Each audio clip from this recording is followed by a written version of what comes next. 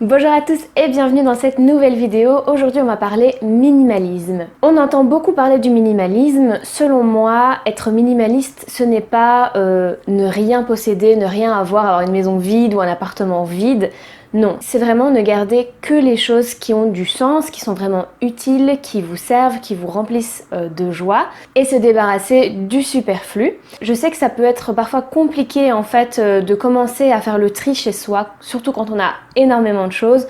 On ne sait pas vraiment par quoi commencer. Du coup, aujourd'hui, je vais vous parler de 7 questions que vous pouvez vous poser afin de savoir un petit peu si vous gardez certaines choses ou si vous vous en débarrassez. C'est vraiment 7 questions qui peuvent vraiment être très utiles pour pouvoir s'y retrouver dans le minimalisme. Avant de vous parler de ces 7 questions, je vous invite à vous abonner à la chaîne si ce n'est pas encore déjà fait.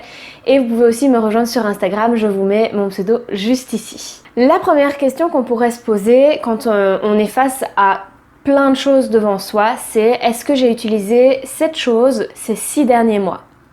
Ou est-ce que ça traîne que je ne l'utilise pas? Imaginez peut-être des électroménagers pour la cuisine par exemple. Est-ce que si vous faites un petit peu le tour de votre cuisine, est-ce que vous utilisez ces appareils régulièrement ou est-ce que ça fait au moins 6 mois que vous n'en avez pas touché un? Ça peut aussi être applicable forcément pour les vêtements si, évidemment, on fait attention aux saisons, etc.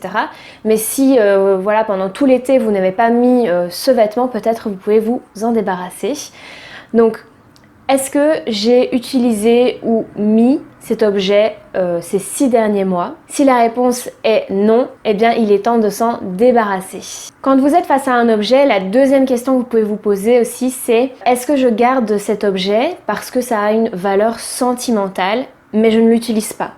Donc je le garde parce qu'on me l'a offert par exemple, que ce soit un cadeau d'anniversaire par exemple, vous n'osez pas le donner ou le vendre ou le jeter tout simplement parce que c'est un cadeau qu'on vous a donné. Là parfois c'est un petit peu compliqué de savoir comment faire. On a parfois peur en fait de blesser la personne qui nous a offert cet objet si jamais on s'en débarrasse. En même temps j'ai envie de dire que si jamais on vous a offert un t-shirt, je prends un exemple bidon, si on vous a offert un t-shirt et que vous ne le portez jamais, cette personne elle va s'en rendre compte aussi et ça peut aussi peut-être la blesser.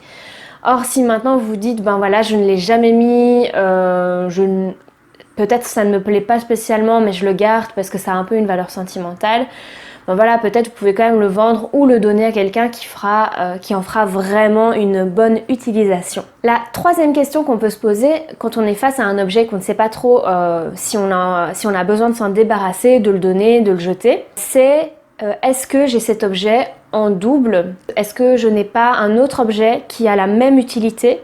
Donc ça veut dire que j'aurai deux choses qui font la même chose. Donc est-ce que c'est utile de garder les deux? Ou est-ce que ça fait un peu double emploi? Donc là évidemment si c'est par exemple des assiettes, des verres, des couverts, forcément c'est normal d'en avoir plusieurs. Mais maintenant si vous avez par exemple 2 blenders, un petit, un grand, est-ce que c'est vraiment utile de garder les deux?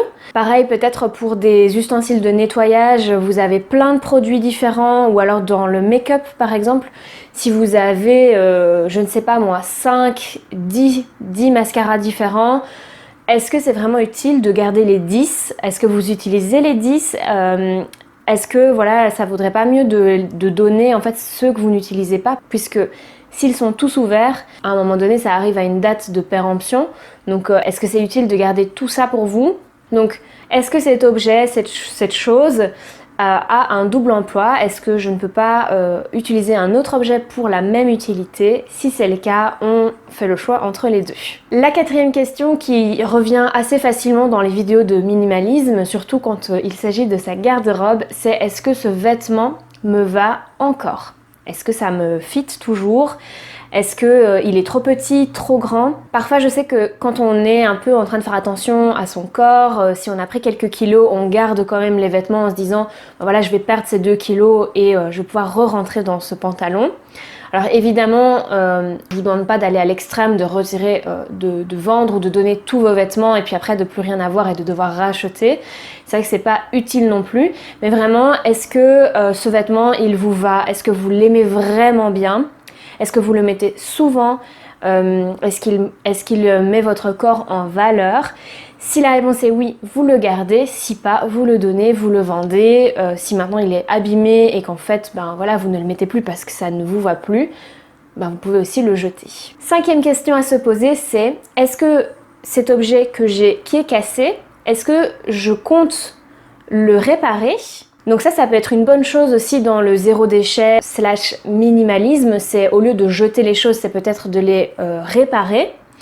Mais si maintenant vous avez cette chose que vous vous dites depuis 3-4 mois, je vais le réparer, et qu'en fait ça traîne là dans un coin et que jamais vous allez le réparer, ben voilà, peut-être posez-vous les bonnes questions. Est-ce que vous en avez vraiment besoin? S'il est là, que ça traîne, que vous n'avez pas eu besoin de le réparer depuis 6 mois, on en revient à la première question. Est-ce que je l'ai vraiment utilisé? Est-ce que j'en ai vraiment l'utilité? Donc si vraiment vous vous dites cette chose-là, je vais la réparer, mais que ça fait au moins 3-4 mois que vous dites ça et que vous n'avez toujours pas fait le pas, soit vous faites le pas, enfin, vous arrêtez d'être flemmard ou flemmarde et vous le faites, soit ben voilà, vous le donnez à quelqu'un qui pourrait peut-être le réparer et en avoir plus d'utilité, vous le vendez, vous le jetez, vous savez au moins quoi faire. Le 6e point que je voulais aborder avec vous, c'est une question en fait qu'on peut se poser quand on va faire du shopping, peu importe si c'est pour des vêtements ou pour de la déco. Est-ce que c'est quelque chose dont j'ai envie ou est-ce que c'est quelque chose dont j'ai besoin? C'est vraiment faire la différence entre une envie et le besoin. Parfois, on a tendance à acheter plein de trucs parce qu'on en a envie et puis on se rend compte qu'en fait, on n'en a pas besoin et ça traîne chez nous et ça ne sert tellement à rien. Ça prend de l'espace, ça demande du nettoyage, ça demande de l'énergie pour rien. Donc vraiment, quand vous allez faire du shopping, peut-être soit vous faites une liste des choses dont vous avez vraiment besoin. Imaginons, vous n'avez plus de t-shirts, il n'y en a plus aucun qui vous va, ils sont tous tachés, troués, etc. Voilà, vous savez que vous pouvez acheter des t-shirts. Maintenant, si vous avez déjà 25 t-shirts blancs, est-ce que c'est vraiment encore utile et nécessaire d'en acheter un autre pareil? Vraiment faire la différence entre l'envie et le besoin. La dernière question qu'on peut aussi se poser quand, par exemple, on va faire du shopping, quand vous repérez quelque chose que vous aimez vraiment beaucoup, que vous vous dites « Ah, j'en ai vraiment besoin », et c'est vrai que je ne l'ai pas dit, mais ça peut arriver d'avoir envie d'acheter des choses aussi. Je ne suis pas non plus extrême dans ce que je vous dis, c'est aussi normal d'avoir envie d'acheter des nouvelles choses, mais voilà, mais de ne pas en acheter 36 000 si on n'en a pas besoin évidemment. C'est toujours un peu avoir un équilibre aussi dans ce qu'on veut et dans ce qu'on a vraiment besoin. La dernière question que l'on peut se poser quand on va acheter quelque chose, c'est est-ce que je l'achèterais si cet objet, ce vêtement, cette déco, enfin voilà, est-ce que je l'achèterais si elle coûtait 2 fois plus cher? Cette question elle est hyper importante parce que ça fait aussi le petit rapport entre l'envie et le besoin. Parce que quand on a vraiment besoin de quelque chose, on est aussi prêt à mettre un prix. Par contre, quand on a envie de quelque chose, je pars plutôt dans l'optique des vêtements par exemple, ou de la déco, c'est des choses dans lesquelles j'avais tendance à beaucoup dépenser à l'époque. Pensez beaucoup plus par envie quand ça ne coûte pas cher. Tout simplement, prenez l'exemple si vous allez chez Primark. Forcément, vous allez dépenser peut-être beaucoup plus sur des choses dont vous n'avez pas besoin que si vous allez acheter des choses qui coûtent un peu plus cher, tout simplement parce que vous vous dites « Oh mais c'est pas cher, c'est pas grave, je l'achète ». Donc encore une fois, c'est faire un bon équilibre entre l'envie et le besoin, et est-ce que cette chose vous l'achèteriez vraiment si elle coûtait 2 fois plus cher? Si c'est le cas, eh bien foncez, achetez-la. Si maintenant vous vous dites non, franchement, si elle coûtait 30 € au lieu de 15, bah j'achèterais pas cette robe. Bah alors peut-être ne l'achetez pas, tout simplement. Si maintenant même 2 ou 3 fois plus cher vous l'achèteriez, c'est que vraiment vous l'aimez beaucoup et que vraiment ça va vous apporter quelque chose de l'avoir. J'espère que vous comprenez un petit peu le raisonnement ici. C'est vraiment le fait de se demander si ça vaut vraiment le coup d'acheter cette chose ou si encore une fois c'est juste parce que c'est pas cher. C'est pareil pour les soldes. Souvent on a tendance à acheter plein de choses alors qu'en fait ça nous sert à rien. On en a déjà 36 000 dans le garde-robe par exemple. Et en fait finalement on achète en disant ah c'est pas cher. Mais en fait Déjà, c'est très mauvais pour l'environnement, on sait bien, la fast fashion, c'est pas ce qu'il y a de mieux. Et en plus, c'est peut-être des vêtements qui ne sont pas de très bonne qualité et vous allez acheter plein de trucs, vous allez dépenser quand même pas mal d'argent pour finalement devoir racheter les mêmes choses quelques années plus tard parce que le vêtement n'aura pas tenu. Donc posez-vous plutôt la question, est-ce que si ça coûtait plus cher, je l'achèterais? Si oui, alors foncez. Je récapitule donc les 7 questions à se poser. La première, c'était: est-ce que j'ai utilisé cette chose ces 6 derniers mois? Est-ce que je garde cette chose car ça a une valeur sentimentale? Est-ce que j'ai cette chose en double qui a quelque chose qui a la même utilité? Quatrième question, plus axée pour les vêtements, est-ce que ce vêtement me va encore? Cinquième question, est-ce que je garde cet objet cassé en me disant que je vais le réparer mais je ne le répare pas et ça fait au moins 3-4 mois que ça traîne dans un coin? Sixième question, faire la différence entre est-ce que j'en ai envie ou est-ce que j'en ai vraiment besoin?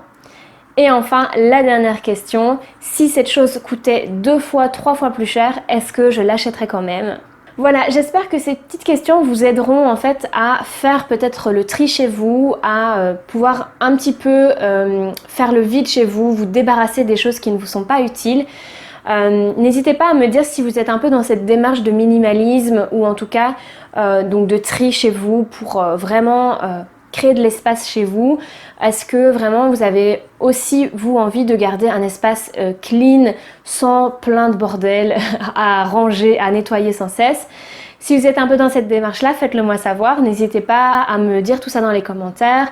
N'hésitez pas non plus si vous avez d'autres astuces concernant le minimalisme à les noter également. Ça pourra nous aider tous ensemble. Je vous rappelle que vous pouvez toujours vous abonner à la chaîne si ce n'est pas déjà fait. Vous pouvez aussi mettre un petit pouce sur la vidéo si elle vous a plu et que vous voulez voir plus de contenu sur le minimalisme. Je suis vraiment dans cette démarche pour l'instant, donc ça me fait vraiment du bien de vous faire des vidéos parce que ça me fait travailler également. Ça me fait reprendre des petites consciences, des petits déclics chez moi, donc voilà. Ça me fait vraiment plaisir de partager ça avec vous. N'hésitez pas à me laisser un petit commentaire et moi je vous dis à bientôt dans une prochaine vidéo. Salut!